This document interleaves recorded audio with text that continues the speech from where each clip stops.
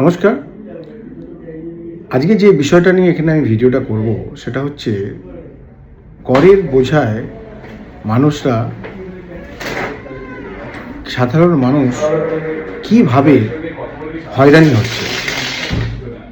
আমরা যদি দেখি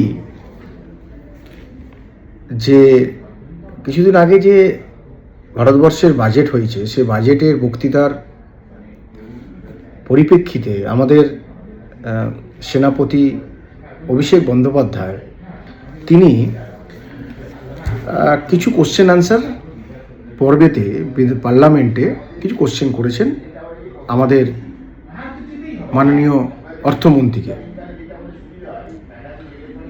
সবথেকে বড় ব্যাপার যেটা হলো, যেটা বাচ্চা জন্মানো থেকে বড় হওয়া পর্যন্ত প্রত্যেকটা বিষয়ে জিএসটি দিতে হচ্ছে মানুষকে।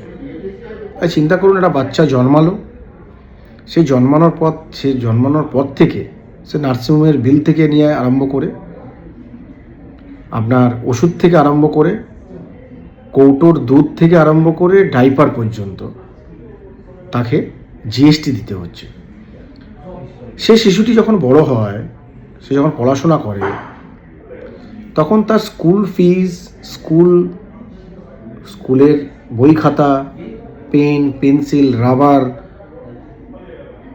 বা কোনো অনলাইনে কোনো কম্পিটিটিভ এক্সাম বা অনলাইনে যখন এডুকেশান নিচ্ছে, তখনও তাকে জিএসটির আওতায় আসতে হচ্ছে।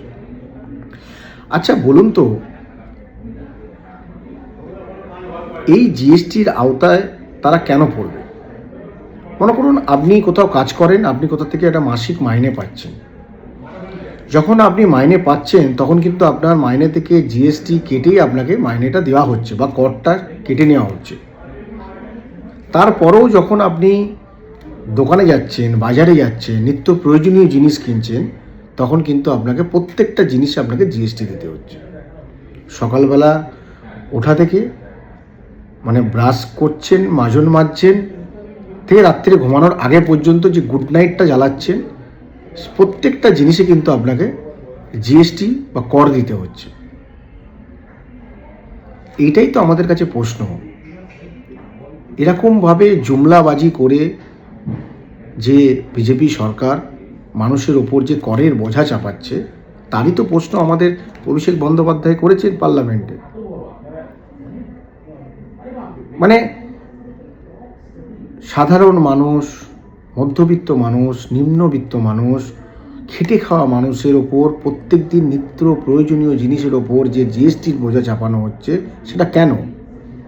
এবং পেট্রোল ডিজেলের ওপর যে সারচার্জ, আপনি যদি দেখেন কোনো জিনিসের দ্রব্যর দাম বাড়ে বা কমে গাড়ির জ্বালানির ওপর, সেখানেও আপনারা একই রকমভাবে মানুষের ওপর অত্যাচার করছেন।